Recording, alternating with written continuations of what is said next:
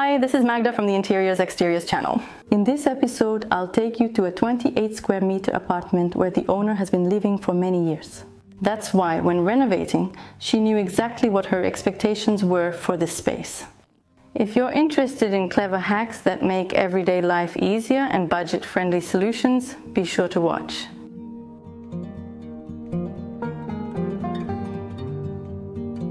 We start, as usual, at the entrance. And right here, we have a pleasantly rounded wall with the intercom and the light switch, while on this side, there's a coat rack. And it's not just a few hooks for jackets, but a whole elaborate rack with hooks, for example, for an umbrella or a handbag, and a shelf at the top where you can quickly put down a hat. At the bottom, there's a tray for shoes, and further on, there's a nook hidden behind fabric, where we have boxes and also some shelves for various things.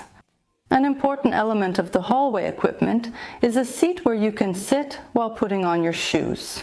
Here is a little stool on wheels so it doesn't block access to the closets. That's why we'll move it now and see how the closets are arranged. Here is a rod for long clothes and shelves, while here there are two rods for shorter clothes, such as shirts. Behind this front, there is a utility section, a vacuum cleaner, a drying rack, a ladder, things that are good to have in an apartment and good to have a place to store them. On this side, behind the mirrored fronts, there are shelves, and notice that there are no drawers. Instead, containers have been used. You can also pull them out. They have compartments, so they're convenient, and sometimes they make better use of space than drawers because they don't need room for rails, and they're also much cheaper. Here at the end, however, there's a slightly different wardrobe than the others. It's not Pax, but Beely. We usually think of Beely as a bookshelf, a living room piece, but as you can see here, it also fits in perfectly and just barely, and only after moving the bathroom door.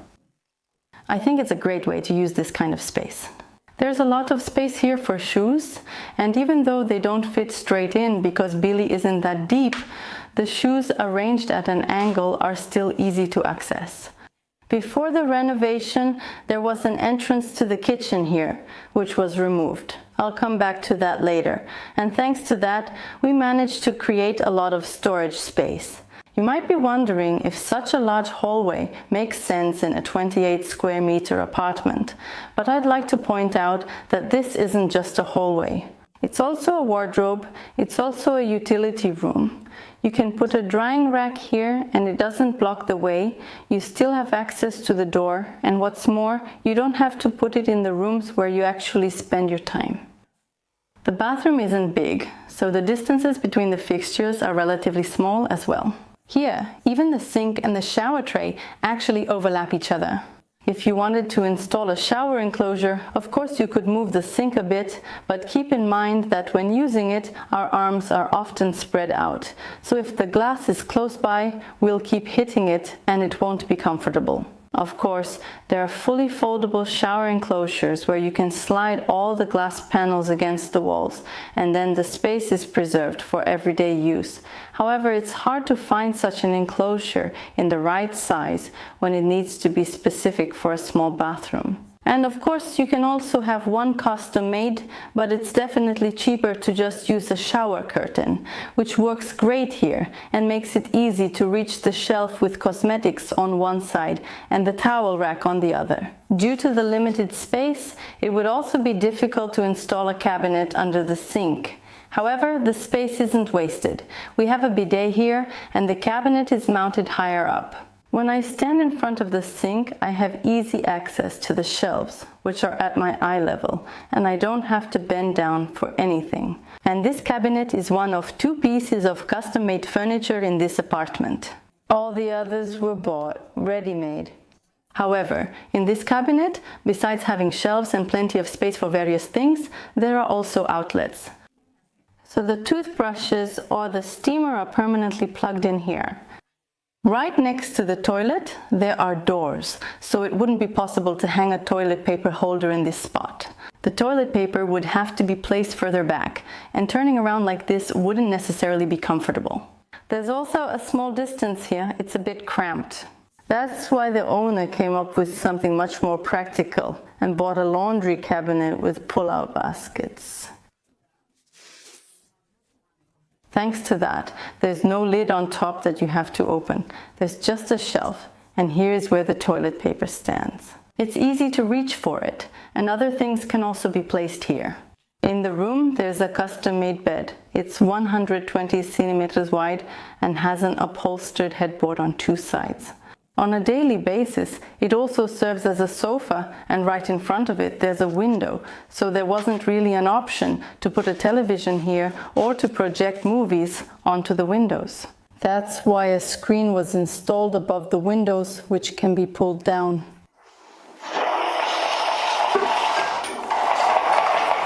And thanks to the fact that we managed to buy a projector that displays movies at the right angle, so it can sit here on the table instead of somewhere far away at the height of a projector at the other end of the room, there's no problem with setting up the projector for watching and then simply putting it away in a drawer afterwards.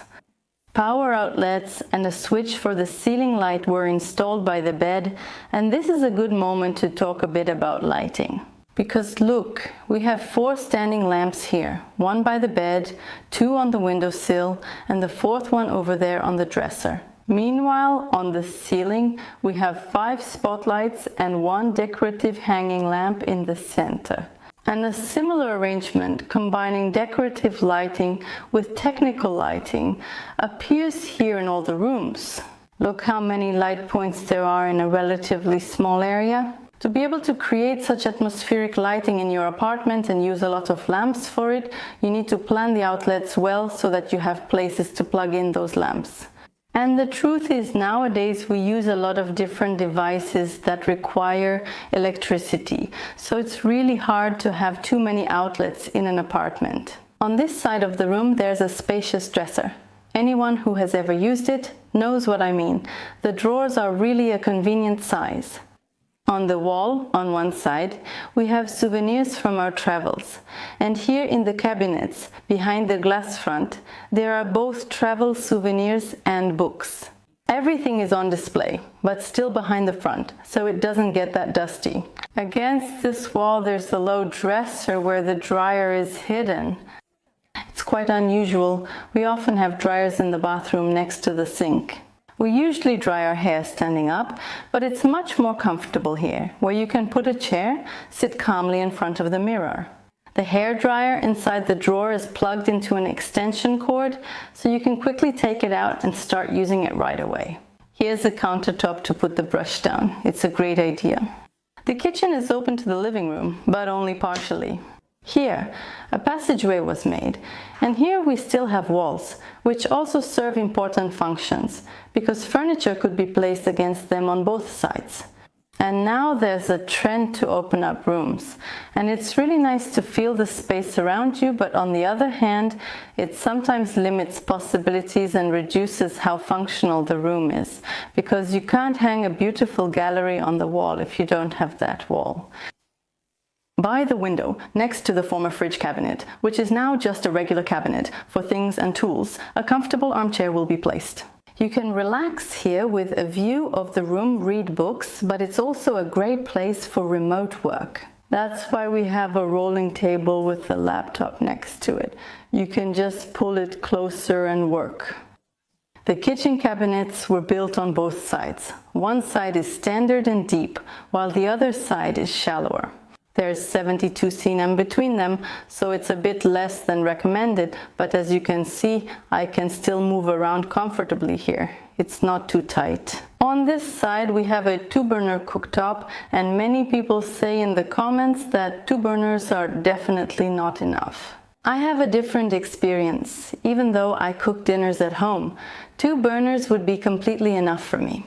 However, here there's also a Thermomix, and most of the cooking is done in it, while the food is reheated in the oven, so the cooktop is actually rarely used anyway. Above the cooktop, there's an extractor fan. There was no way to connect it to the second chimney here, so it wasn't possible to install a hood. However, it still works well, and since it's inside a cabinet, there are some extra shelves here too. Different built-in hoods take up different amounts of space. It's worth remembering this and checking it in advance. Here, this shelf is really spacious. But sometimes the duct enclosure is so big that there's not much space left on these shelves. And sometimes it happens that here on this lowest shelf there's still room to put things. So pay attention to that. Attention! In the next cabinets we have shelves, and above the sink there's a dish rack. Since there's no dishwasher in the kitchen, the dish rack in the cabinet is very useful. And look above, the shelves for things are glass fronted. Thanks to that, we don't have to wonder what's actually on those upper shelves and dig through everything before we find something. We can just look from below and then reach for the specific spot to get the thing we're looking for. In the lower cabinets, there are basically only drawers. There are two under the oven, and here in the cutlery drawer, there's an extra hidden drawer. The drawer for the bins under the sink opens with a kick, so we don't have to touch it with dirty hands when we're washing dishes or cooking something. And here at the end, there's space for a freestanding refrigerator that's under the countertop. On this side, there's a PAX wardrobe, which is unusual in a kitchen, and half of it is used as a pantry and the other half for documents, so things that aren't kitchen related at all. And notice that here again there are mirrored fronts. In total, there are over 10 square meters of mirrors in this apartment, which is really a lot. They're hung in various places, often as fronts, which makes the space seem bigger, reflects the light, and makes it brighter. Do you remember when I talked in the hallway about the entrance to the kitchen? We're coming back to that topic. There's no passage here, there's a closet, and usually the door would just be bricked up and a drywall partition would be put up, which still has some depth to it. Instead of a partition wall, however, a different solution was used, and cabinet fronts were attached to the backs of the closets. They're easy to clean, so they work well in the kitchen too. They look much more interesting, and they're also much thinner than a drywall partition, which is why they worked great here.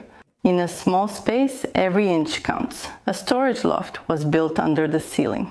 The cabinets partially overlap with the wardrobes in the hallway, and you can access them here from the kitchen side. Such a space is useful for things you use less often, like a sleeping bag or a camping mat, especially when you don't have a basement. If you also have clever solutions tailored to your needs in your homes, share them in the comments. Let's inspire each other.